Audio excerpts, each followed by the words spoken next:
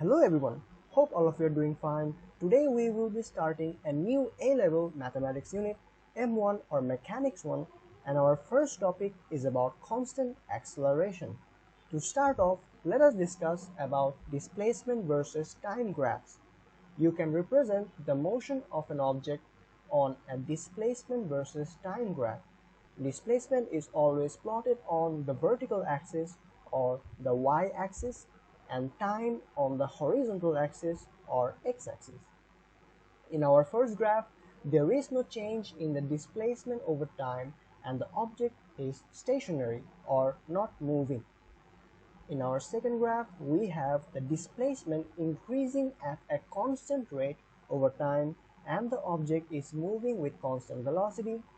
And in our third graph, we have the displacement increasing at a greater rate as time increases.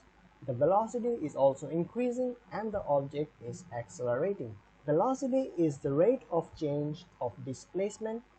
On a displacement time graph, the gradient represents the velocity, and if the displacement time graph is a straight line, then the velocity is also constant. Average velocity is equals to displacement from starting point divided by time taken, and similarly average speed is equals to total distance traveled divided by time taken. Therefore, we have the equations velocity v is equals to displacement s divided by time taken t, where v is equals to s by t, and average speed is equals to the total distance traveled divided by the total time taken. Velocity is also a vector quantity, meaning it has both a direction and a magnitude, whereas speed is a scalar quantity, meaning it only has magnitude. So velocity can have both negative and positive values, whereas speed can only have positive values as well as zero. Now let's move on to the velocity versus time graphs. You can also represent the motion of an object on a velocity time graph. Velocity is always plotted on the vertical axis, the y-axis, and time on the horizontal axis or the x-axis. For example, in our first graph, the velocity is 0 and the object is therefore stationary. In our second graph, the velocity is unchanging and constant. Therefore, the object is also moving with a constant velocity. In our third graph, the velocity is increasing at a constant rate and the object is moving with constant acceleration. Acceleration is the rate of change of velocity, and so in a velocity time graph, the gradient represents the acceleration, and if the velocity time graph is a straight line, then the acceleration is constant. And in our fourth velocity time graph, it represents the motion of an object traveling in a straight line at constant velocity v for time t seconds. So the area under the graph is v into t, as it's a rectangle with sides v and t. For an object with constant velocity, we know that displacement equals to velocity into time. Therefore, the area between a velocity time graph and the horizontal axis represents the distance traveled. Similarly, for motion in a straight line with positive velocity v, the area under the velocity time graph up to a point t represents the displacement at time t. Finally, let's move on to our last graph, which is the acceleration time graphs. Acceleration is the rate of change of velocity, as mentioned before. You can represent the motion of an object on an acceleration time graph. And acceleration is always plotted on the horizontal axis or the y-axis and time on the vertical axis. For example, in our first graph, we have zero acceleration. That means it has constant velocity. In our second graph, we have positive acceleration, meaning there is an increase in velocity. And in our third graph, we have negative acceleration or deceleration, meaning decrease in velocity. A sloping line on an acceleration versus time graph represents changing acceleration and is beyond the scope of the M1 syllabus, so you don't have to be worried about that. However, the area between the acceleration time graph and the horizontal axis represents the change in velocity. Therefore, we have the formula acceleration, a is equals to rate of change of velocity, or delta v by delta t, or can also be written as final velocity minus initial velocity and whole divided by time taken, or symbolically we can write that being a is equals to v minus u divided by t. So now let's look at how we can derive the constant acceleration formula. A standard set of letters is used for the motion of an object moving in a straight line with constant acceleration. S is the displacement, u is the initial velocity, v is the final velocity, a is the acceleration, and finally t is the time. You can use these letters to label a velocity time graph representing the motion of a particle moving in a straight line accelerating from a velocity u at time 0 to velocity v at time t. So the gradient of the line or the slope, or simply the rise over run, is v minus u divided by t as expressed in this triangle. So rearranging, we have v is equals to u plus at, and if you notice, the shaded area is also the area of the trapezium, which is half into a plus b whole multiplied with the height of the trapezium. Therefore, we have the shaded area being u plus b divided by 2 multiplied with t, because we know that the area under the graph of a velocity time graph is always displacement. So S is equals to u plus b divided by 2 multiplied with t. So we have the first equation being v is equals to u plus at, and the second equation being s equals to v plus u whole divided by 2 and multiplied with t. So from equation 1 and 2, substituting the expression of v, we have s is equals to u plus at plus u whole divided by 2 multiplied with t, and simplifying we also have 2u plus at divided by 2 multiplied with t, and finally we get the formula s is equals to ut plus half into at square. Similarly, substituting the expression for the initial velocity u, we have s is equals to v plus v minus at whole divided by 2 multiplied with t, and finally we get s is equals to vt minus half into at square.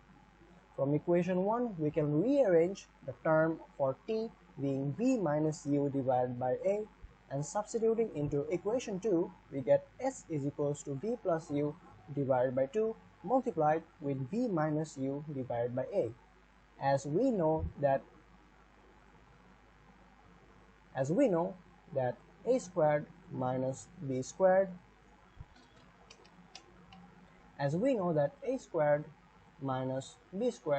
is simply a minus b multiplied with a plus b, or the differences of squares. So we also get s is equals to v squared minus u squared using this formula divided by 2a.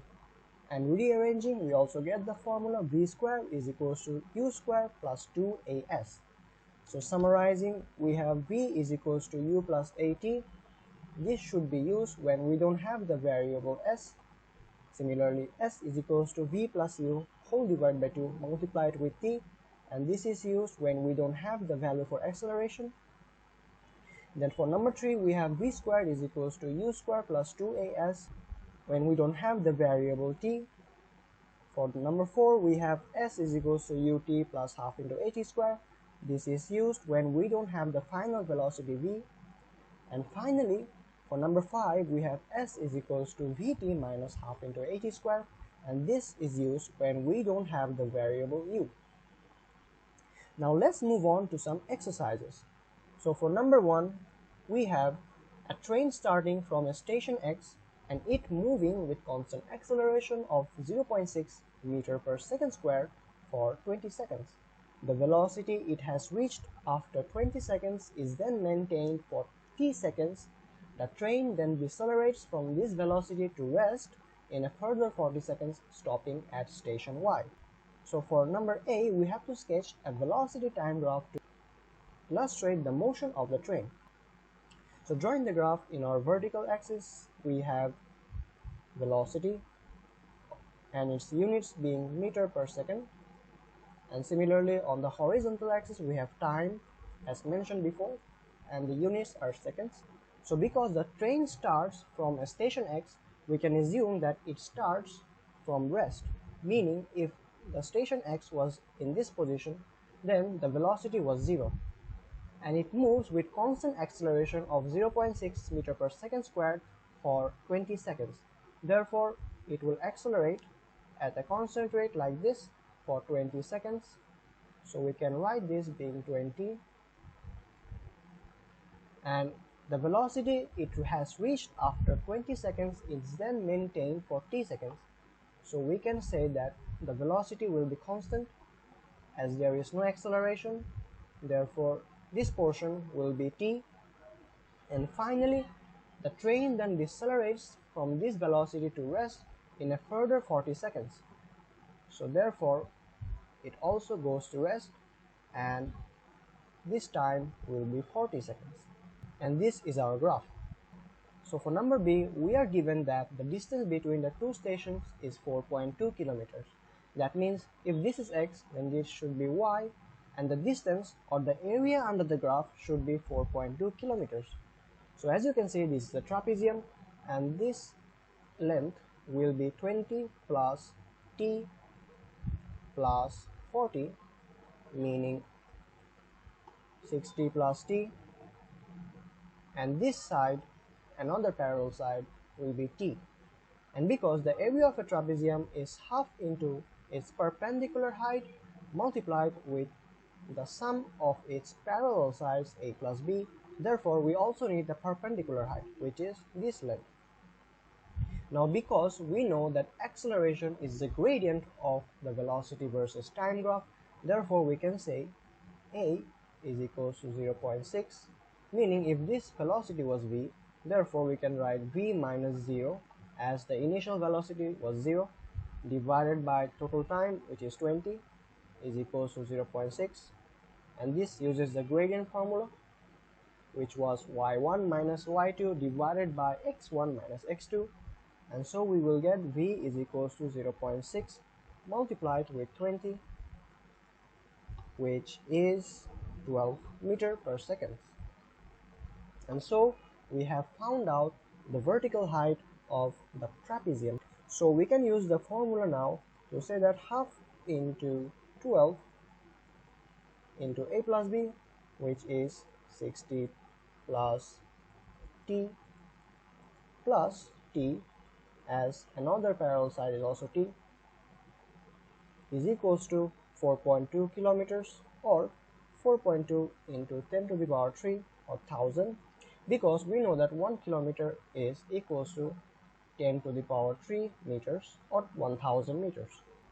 Therefore we can simplify and say 6 multiplied with 6t plus 2t is equals to 4200, and solving for t, we have 4200 minus 360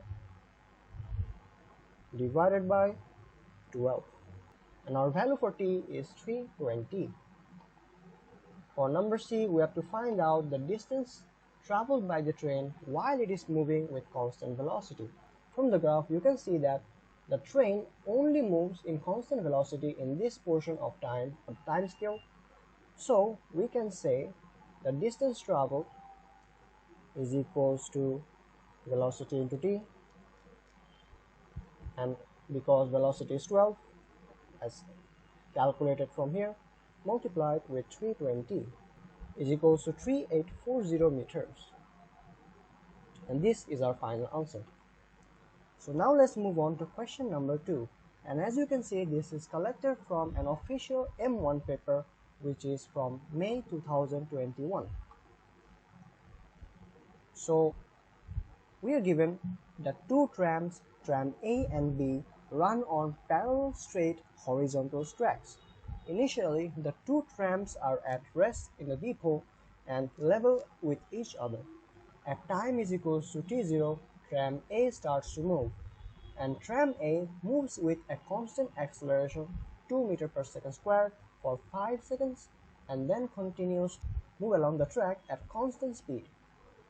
And then At time is equals to 20 seconds, tram B starts from rest and moves in the same direction as tram A. Tram B moves with constant acceleration 3 meters per second squared for 4 seconds and then continues to move along the track at constant speed. Now we have to plot a speed time graph for both tram A and B. So first of all, for tram A, we know that it accelerated for 2 meters per second squared for 5 seconds. Therefore, we can mark this being 5. And so, it is supposed to be moving like this. And because it continues to move along the track at constant speed, therefore, for the whole journey, the graph will be like this. The x-axis will be time, whose units are seconds, and the y-axis will be speed,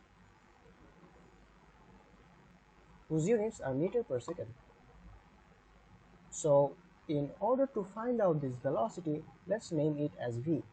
So because acceleration is equal to the gradient, so we can say that v minus 0 divided by 5 is also equals to 2. So we can say v is equals to 5 multiplied with 2, which is 10 meters per second. So therefore, this part will be 10. And now we have to consider the motion of tram B, because at 20 seconds tram B starts from rest. So we can say that if this is 20 seconds, then B will start and it moves in the same direction as A. Now because it moves with constant acceleration 3 meters per second squared, which is greater than 2, therefore we can say that for 4 seconds, which is 24 here, the gradient of the line will be much steeper, for example like this, and then continues to move along with constant speed. So similar to A, it also moves at a flat line. So to find out the final velocity of tram B, we can say that because acceleration is 3, so we can say v minus 0 divided by 4, as the time taken is 4 seconds, is equals to 3. Therefore velocity, or the final velocity, will be 4 into 3, which is 12 meters per second. So this will be 12. And this is our graph. So for number B, at the instant when the two trams are moving with the same speed, tram A is d meters in front of tram B, and we have to find the value of d. So first of all, we need to find out the time at which both of the trams have the same speed, which is indicated by this point. So what we do is we use one of the SUVAT formula, which is v equals to u plus at.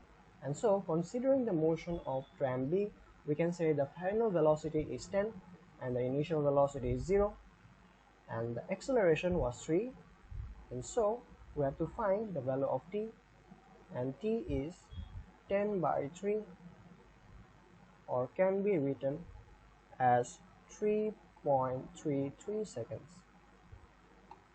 And so this length of time is 10 by 3, or 3.33. So now at this point we have to consider the difference between the distances traveled between both the trams, because the value of d will be the difference between the two distances traveled. Because the value of d will be the difference of distance traveled by both of them. So we can say that d is equals to delta s is equals to SA, or the distance traveled by A at the time where both of their speeds are 10, and minus SB, which is the displacement or distance traveled by the tram B at the same time.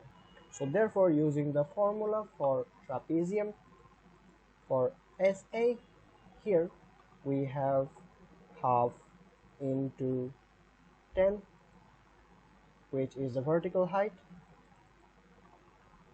multiplied with A plus B, and here we can say that this will be 20 plus 10 by 3, or 3.33. subtracted by 5, as this time period is 5, and similarly this whole time will be 20 plus 10 by 3 plus 5.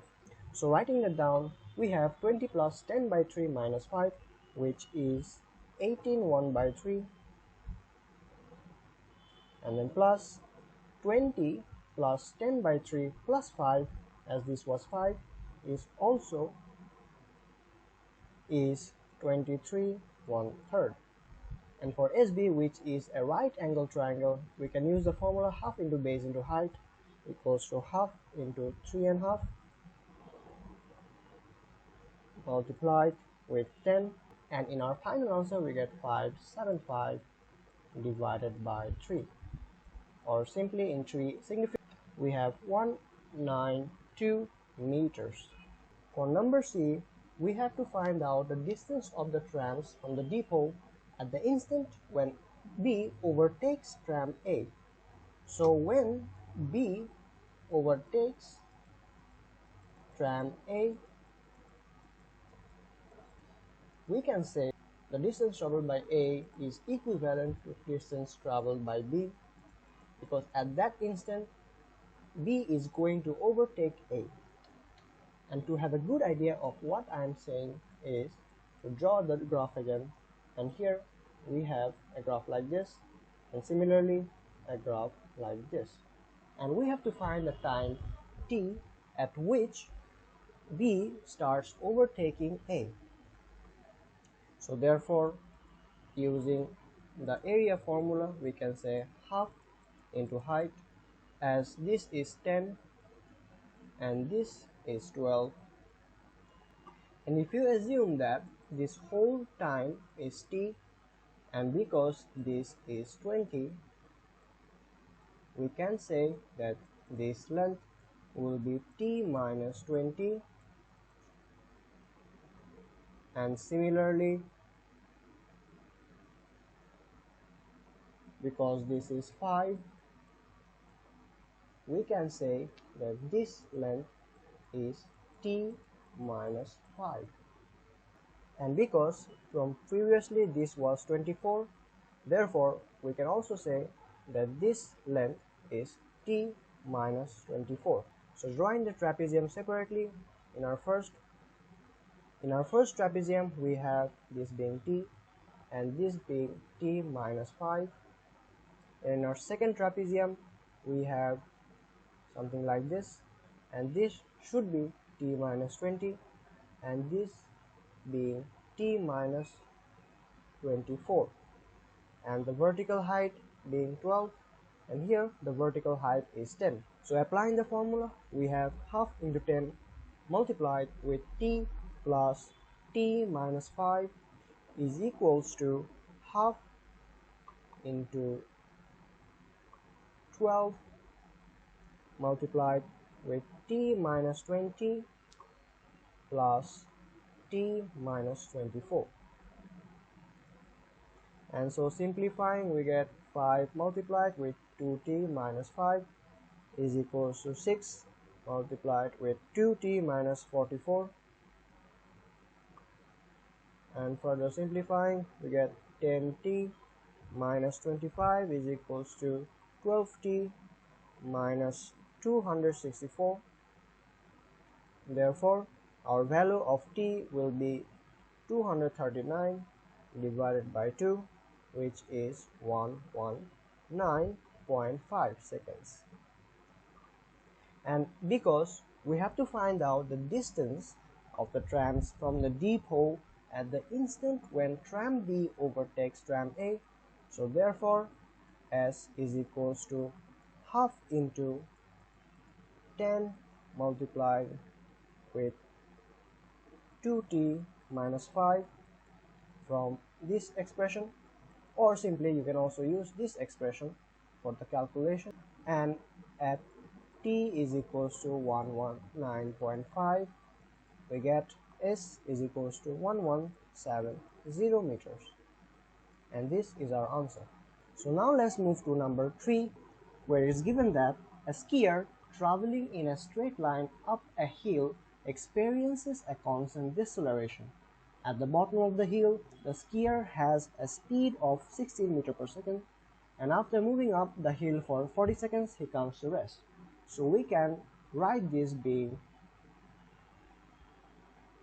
initial velocity being 16, final velocity being 0, as he came to rest, and the time taken was 40 seconds. So first of all, we have to find out the deceleration of the skier.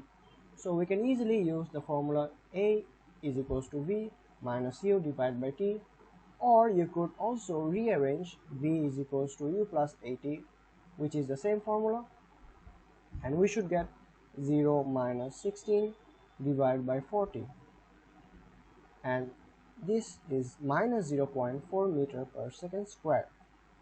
Now because we have to find the deceleration of the skier, not the acceleration, so here the negative sign represents that the skier is actually decelerating.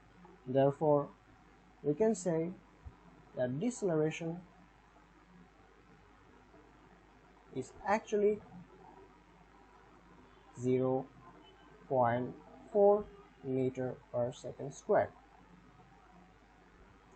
For number B, we have to find out the distance from the bottom of the hill to the point where the skier comes to rest. So now we have to find the distance. So we have to find S. We know that S is equals to U plus V divided by 2 whole multiplied with T. So using that formula, we can say that U is 16 plus 0 divided by 2 whole multiplied with 40 seconds. And so we should get 320 meters.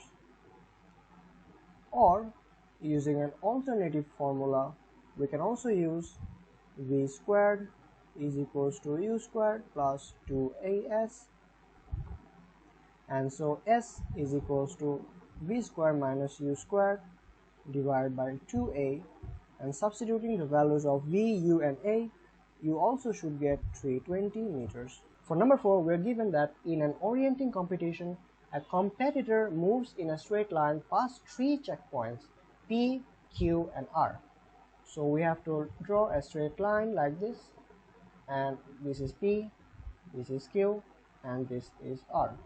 Given that PQ is 2.4 kilometers and QR is 11.5 kilometers,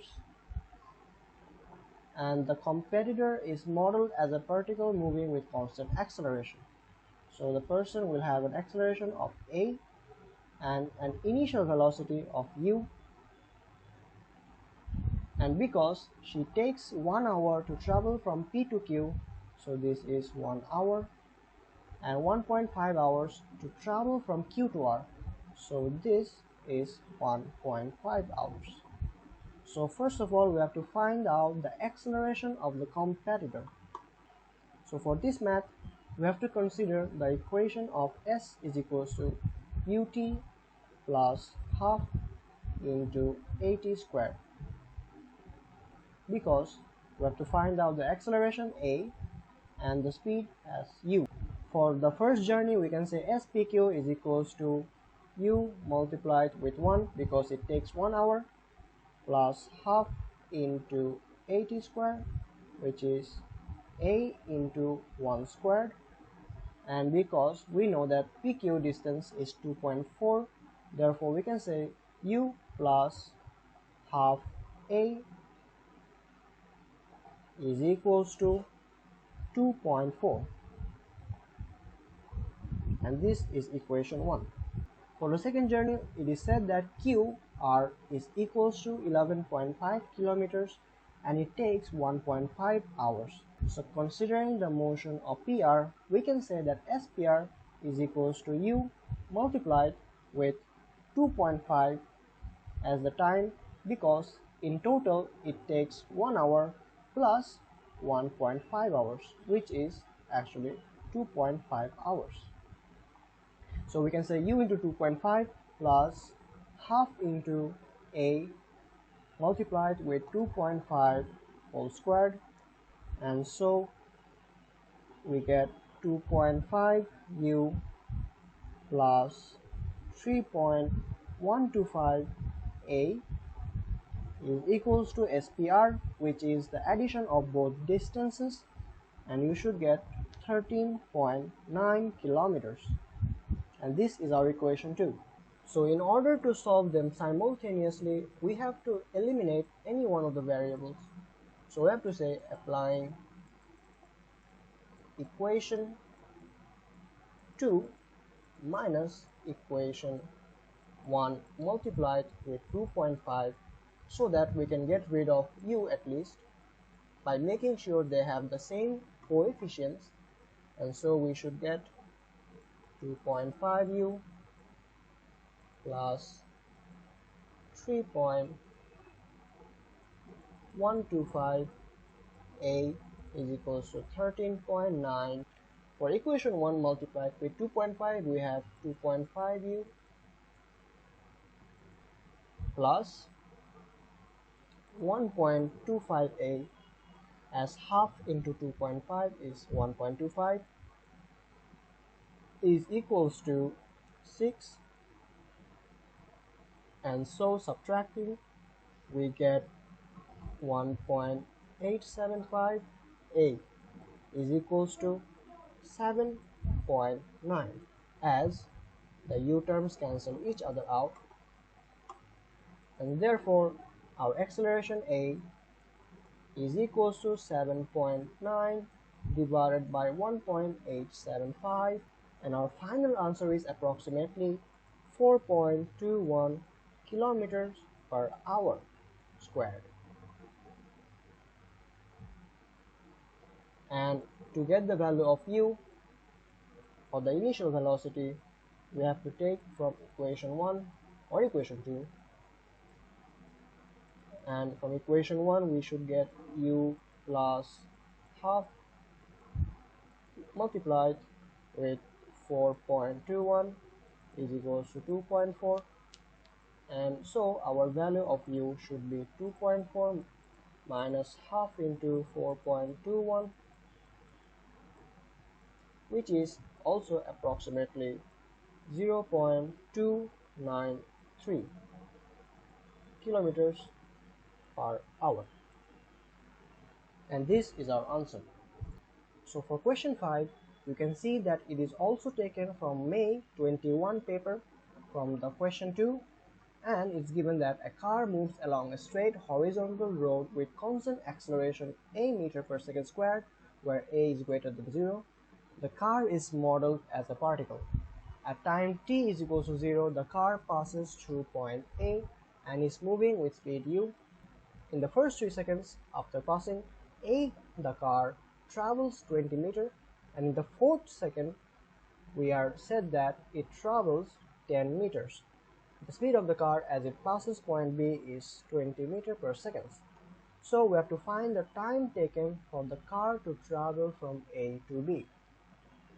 So it is a similar question from the previous sort, and considering this is A and this is B, at time is equals to 0, we know that the initial velocity is u.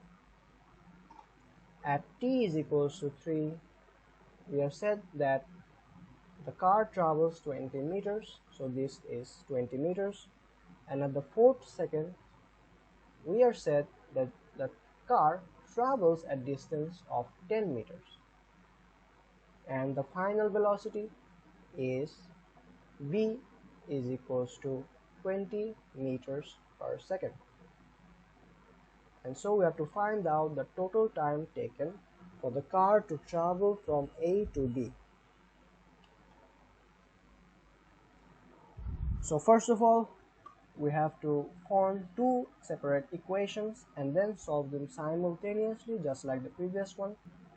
So we have to use the equation s is equals to ut plus half into at squared, and for the first journey, when t is equals to 3, we can say that the displacement or the distance traveled is 20 meters.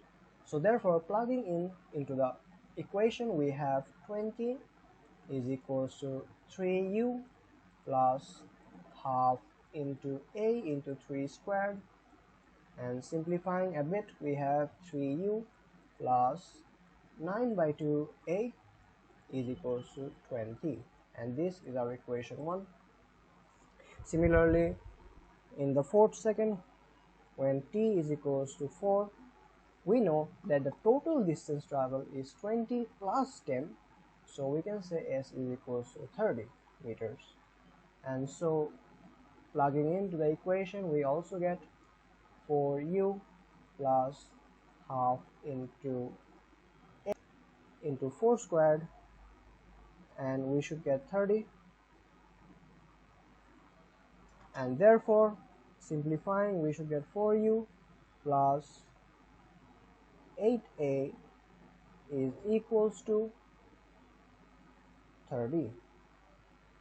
We can also take a common factor of 2 and divide both sides with 2, and so we should get 2u plus 4a is equals to 15, and this is our equation 2. So as usual, we have to get rid of any of the variables u or a. So here I'm going to eliminate u because it is easier to eliminate it. So we can say applying equation 1 into 2, so that this becomes 6, and subtracted with equation 2 multiplied with 3, so that this also becomes 6u, and so we get in equation 1 we get 6u plus 9a is equals to 40, and in equation 2 we also get 6u plus 12a is equals to 45. So subtracting we get minus 3a is equals to minus 5. So therefore we can say that acceleration is equals to 5 by 3 meter per second squared. So now we have to find out the value of u.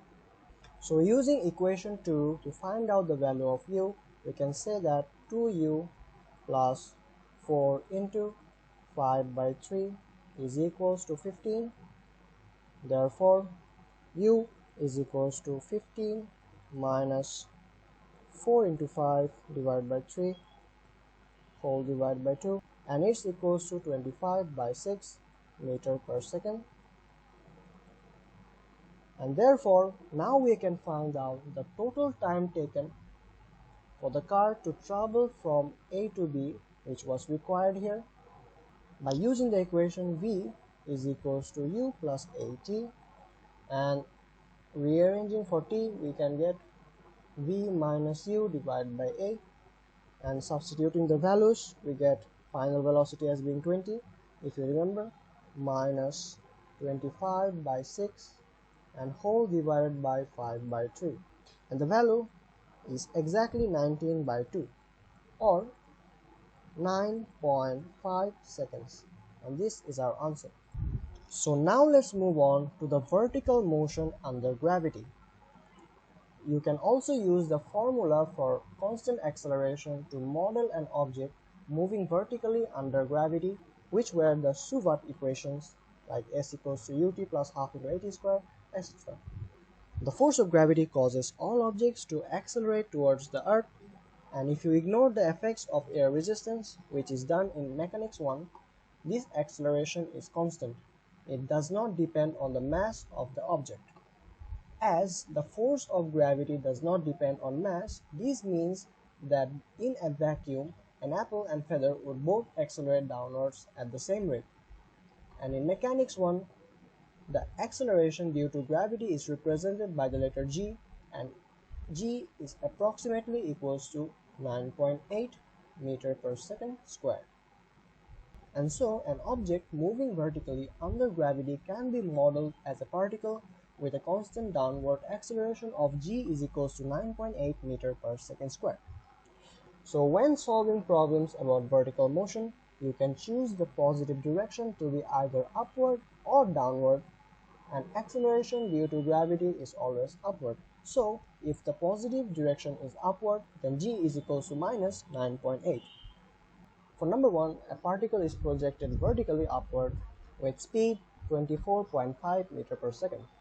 Find the total time for which it is 21 meters or more above its point of projection. Therefore, if you sketch a little figure for this problem, we can see that initially the speed is 24.5, and at this point of the flight the velocity is also 24.5, but it will be in the negative direction because it is falling downwards.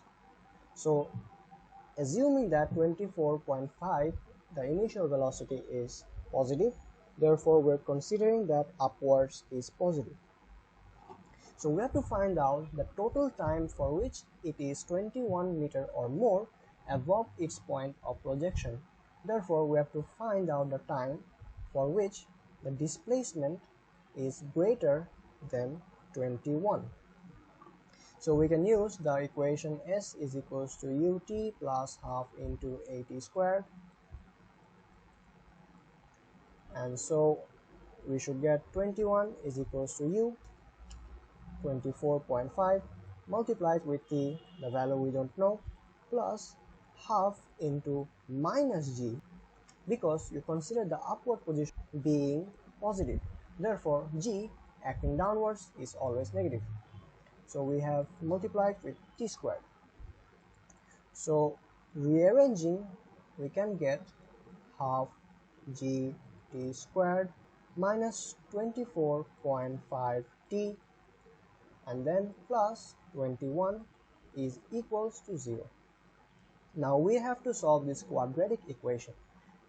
As you know, the quadratic solution for the equation ax squared plus bx plus c equals to 0 is x is equals to minus b plus minus root over b squared minus 4ac and whole divided by 2a. So we can say that t is equals to 24.5 plus minus root over 24.5 squared subtracted with 4ac. So 4 into half g multiplied with 21 using this formula, and whole divided by with 2 into a, which is half g, and calculating we get the values of 1.098 or 3.90.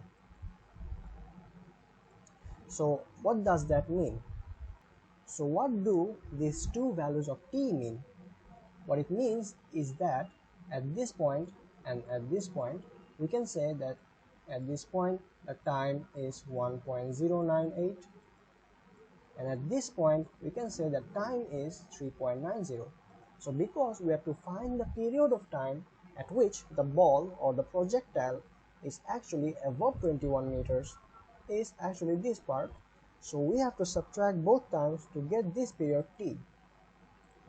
So therefore we can say that t is equals to 3.90 subtracted with 1.098, and finally we get 2.80 seconds as our answer.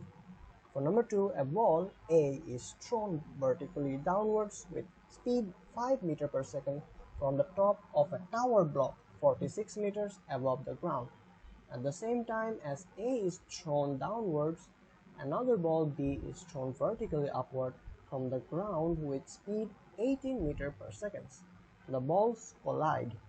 Find the distance of the point where A and B collide from the point where A was thrown. So if you draw a little sketch, you can see that if this is A, initial velocity is 5 meters per second, which is directed downwards, and for B, it is thrown upwards with speed 18 meters per second. And the height above the ground is given as 46. So first of all, we have to find out the time at which both of the balls collide. So for the displacement of A, we can say S equals to ut plus half into at squared, and substituting the values, we can get u being 5 as the initial velocity plus half into gt squared. assuming that downwards is positive. For SB we have ut plus half into at square, so 18t minus half into gt square, as b is thrown upwards, so if 18 is positive, therefore g must be negative as well. So because a and b are thrown at the same time, we can say that if a travels a distance d, so b is supposed to have traveled the distance 46 minus d. Therefore, if we add both of the displacements as a plus as b, we can say that it should total up to 46, as explained before. So therefore, writing the expression, we get 5t plus half into gt squared plus 18t minus half into gt squared is equals to 46. And so simplifying, half gt squared and half gt squared terms cancel each other out, so we get 23t is equals to 46. Therefore time taken is 2 seconds. Therefore we can say SA, or the distance from where A was thrown, is equals to 5 into t, which is 2 from this equation, plus half into gt square, which is 2 squared, and applying the value of g is equals to 9.8, we get 29.6 meters. For number 3, which is a challenge question, a ball is projected vertically upwards with speed 10 from a point x, which is 50 meters above the ground. T seconds after the first ball is projected upwards, a second ball is dropped from x. Initially, the second ball is at rest. The balls collide 25 meters above the ground. Find the value of t. So let's consider this being x. So therefore this should be 50 meters, and a ball is projected from here at 10 meters per second, and so it should fall like this. And similarly, a second ball is dropped from x after t seconds, so it also should move like this. Because the balls collide 25 meters above the ground, therefore we can say the point is about here, and so we can say the ball with the velocity of 10 actually had a displacement of minus 25 meters, because if this was the initial reference point, then going down 25 means minus 25 meters of displacement. Using s equals to ut plus half into at square again, we have s being minus 25 is equals to 10t plus half into minus g, as we have considered that upward is positive from 10 meters per second, so multiply it with t squared, and solving the quadratic again, we get 3.499 seconds, or minus 1.458 seconds. Because time has to be positive, therefore we can say that 3.499 is the accepted value. So because the other ball was released after t seconds, therefore we also have to consider the time of it, using s is equals to ut plus half into at squared again, because initially it was at rest given here. Therefore we can say that it has a displacement of 25 is equals to 0 into t plus half into gt squared, because as I said, we considered 25 being positive, therefore downwards is positive, and so the value of t is equals to 2.26 seconds. And so the value of the capital T should be the difference between these two times, because the other ball was released t seconds after the first ball. So we get 2.499 minus 2.26, and finally the answer is 1.24 seconds, or 1.2 seconds if we are using two significant figures. And this is our answer. For number 4, which is a question from Jan 2022 of question number 4, at time t is equal to 0, a small ball is projected vertically upwards from a point A, which is 24.5 meters above the ground.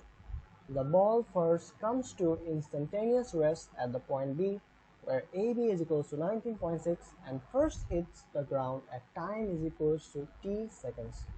The ball is modeled as a particle moving freely under gravity, so find the value of t. So first, drawing a sketch.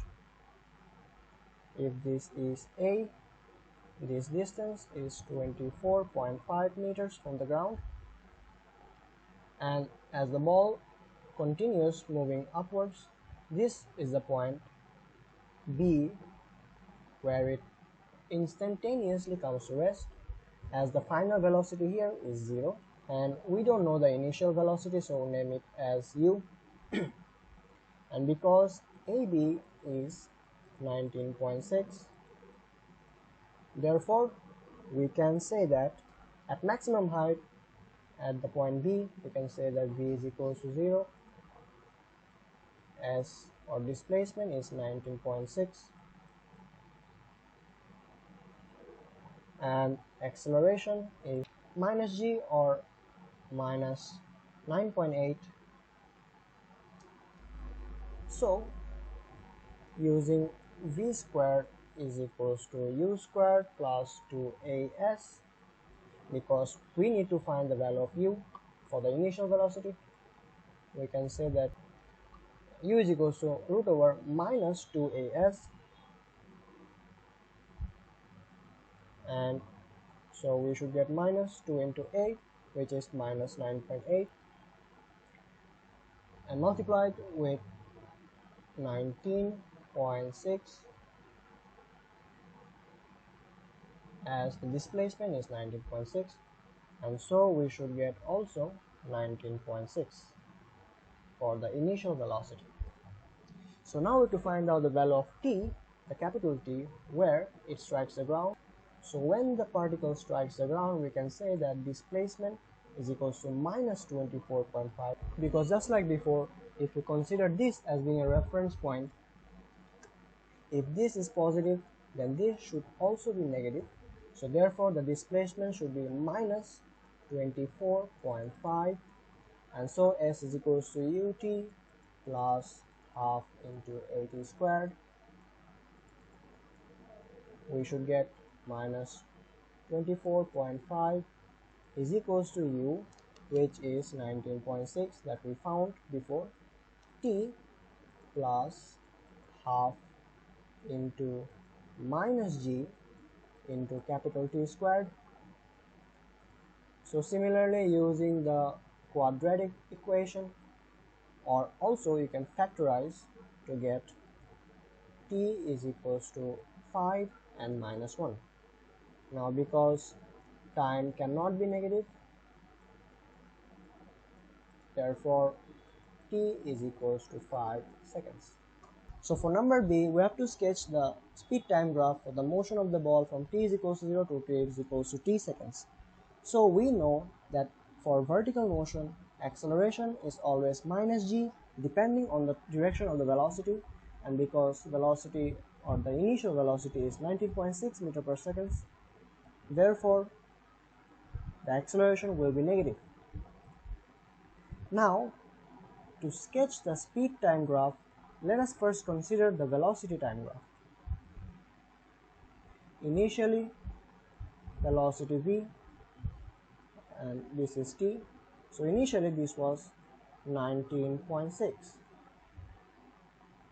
and because the acceleration is negative, therefore the velocity must decrease until it becomes 0, meaning that Initially, as it moves upwards, there must be a point, which is B, where the velocity becomes 0 because of downward acceleration. So this is a point, and after that we know that the ball will keep accelerating downwards, so the graph should look like this up to time t seconds. So because we have to plot the speed versus time graph, we have to consider the modulus of the graph itself. And as we know, speed is the modulus of velocity. Therefore, we can say that initially up to this point, the speed time graph will look like this from 19.6, and after this the graph will be reflected on the x-axis because the speed is only considering the positive numbers. So this should be t, and this is our answer. So this brings us to the end of our video. Make sure to like, share and subscribe if you liked my content, and see you next time in our next videos. Goodbye.